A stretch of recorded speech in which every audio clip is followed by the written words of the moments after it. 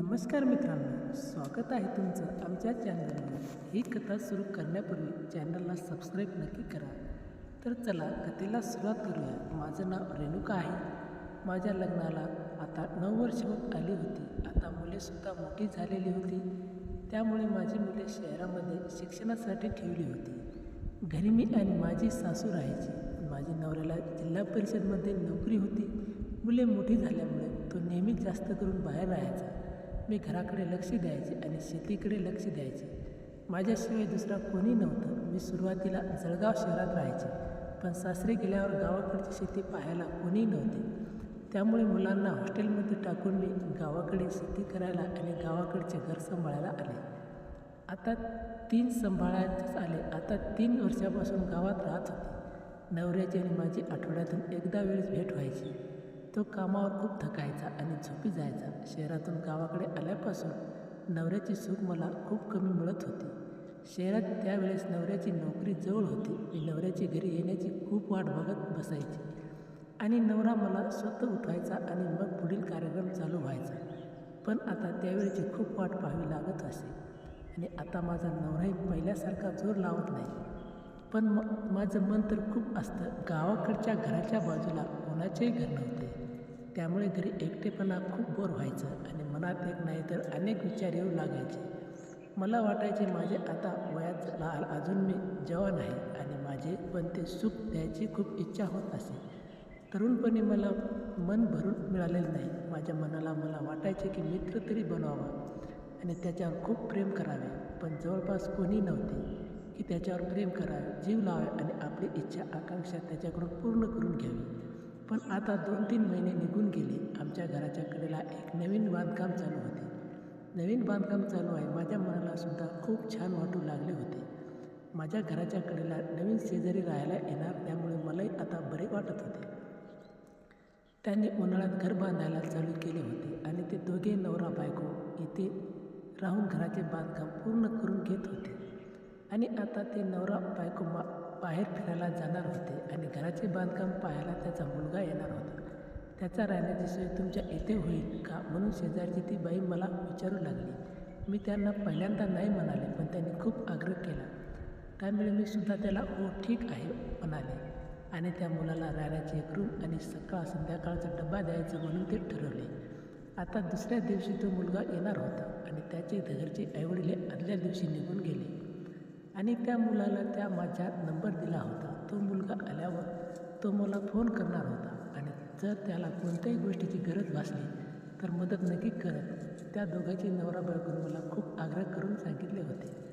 त्यांचा आग्रह पाहून मी सुद्धा त्यांना हो म्हणाले. हो, तुम्ही काही काळजी करू नका. मी त्याची जेवढी होईल तेवढी मदत नक्की करेन. कारण मलाही काही काम नव्हते. निवांत घरी बसून राहत होते. रात्र झाली. दुसऱ्या दिवशी सकाळी तो मुलगा येणार होता. अचानक त्या रात्री मला माझ्या मनात नवरा नाही, मुले नाही, खूप वेगळ्या भावना येऊ लागल्या.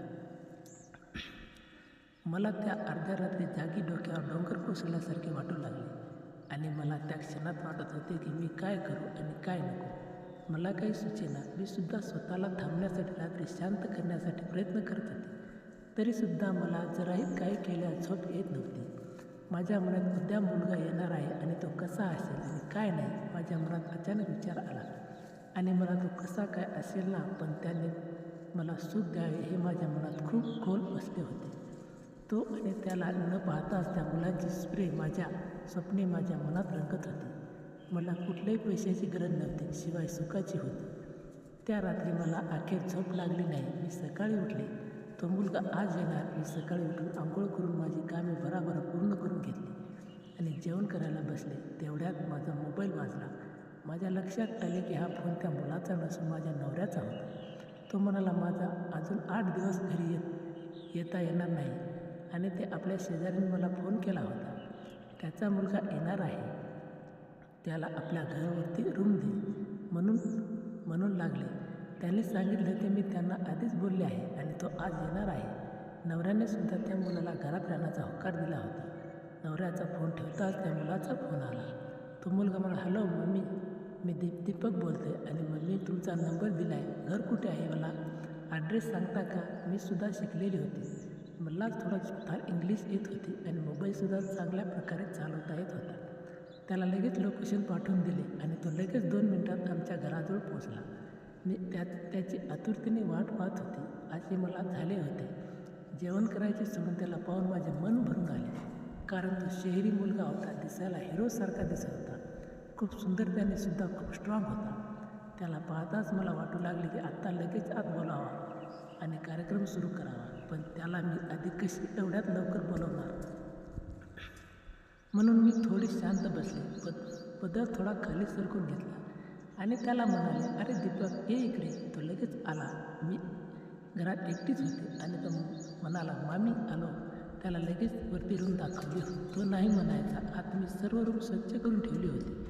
तोही खूप चॅप्टर होता. त्याने हळूच माझ्या जवळ आला व माझ्या खांद्यावर हात ठेवला. मलाही बरे वाटत होते. पण मी म्हणाले, काय करतोस? तुला काही लाज शरम आहे का नाही? शरम ते काही न म्हणता त्याने माझा साडीवर हा होता कथेचा पहिला भाग. कथेचा पुढचा भाग पाहायला विसरू नका. आणि कथा आवडली असेल तर व्हिडिओला लाईक, शेअर करा आणि असाच नवीन कथांचा आनंद घेण्यासाठी आमच्या चॅनलला सबस्क्राईब नक्की करा. धन्यवाद.